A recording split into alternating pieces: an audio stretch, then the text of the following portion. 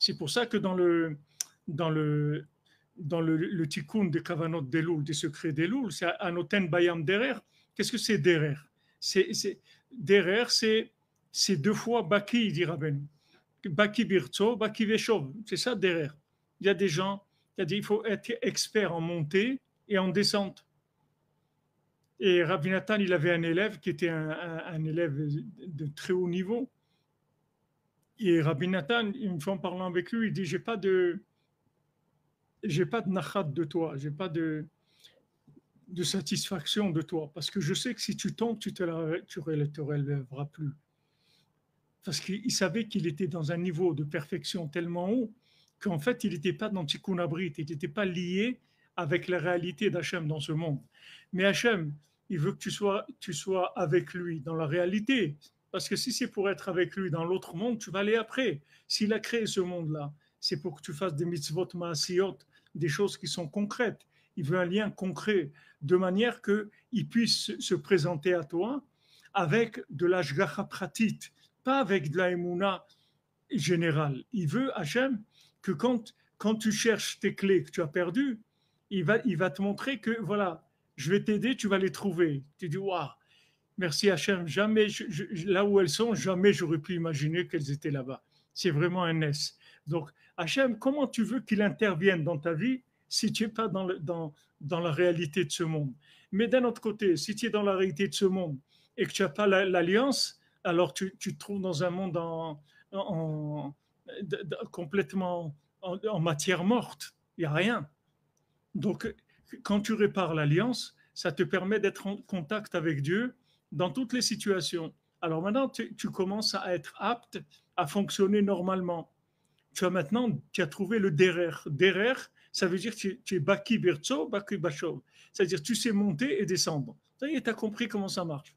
C'est-à-dire que le, le, le plus grand, c'est de voir Hachem dans la matière. C'est pas de sortir du concret et de vivre de flyer, de vivre dans la planante.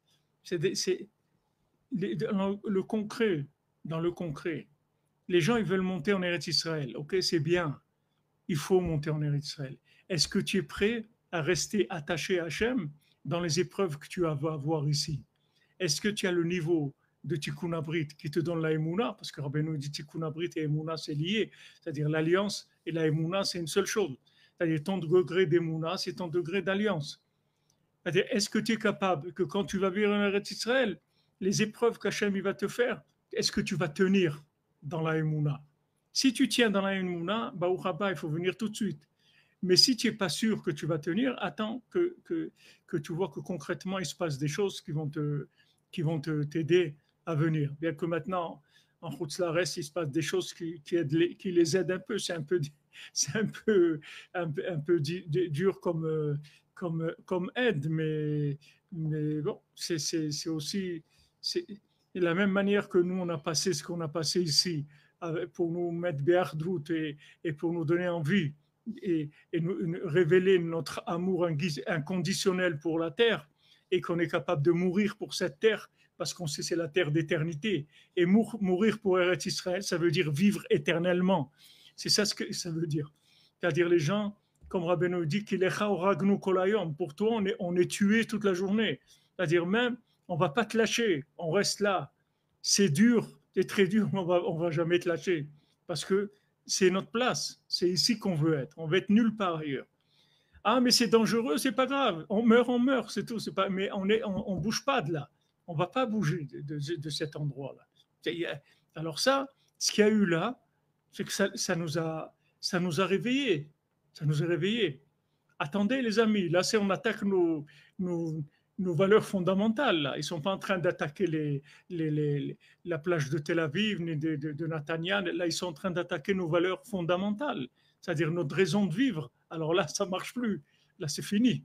C'est fini, là. Il n'y a plus de shalom, il n'y a plus rien du tout. Là, c'est terminé. Ça y est, on va terminer. Il n'y a pas de shalom. Il n'y a pas ni 2 États, ni 3 États, ni il n'y a rien. Il n'y a rien, c'est terminé. Ça y est, c'est terminé. C'est terminé parce que là, vous avez révélé que ce que vous voulez, c'est nous faire disparaître d'Eretz Israël ou disparaître tout simplement en tant que peuple ou faire disparaître Israël. Et ça, c'est pas possible. Donc c'est terminé, ça c'est réglé. Maintenant, ça va aboyer dans le monde beaucoup, beaucoup, mais ça va rien changer du tout.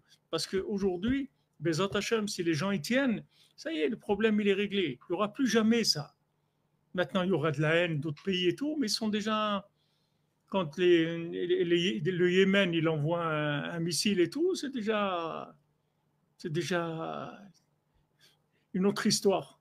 Il y a moyen de régler ça sans prendre de risques et sans être touché. Mais là, c'est fondamentalement le jour de Simchat Torah, c'est-à-dire tu es en train d'attaquer les valeurs essentielles de notre peuple. Donc là, c'est terminé, ça y est.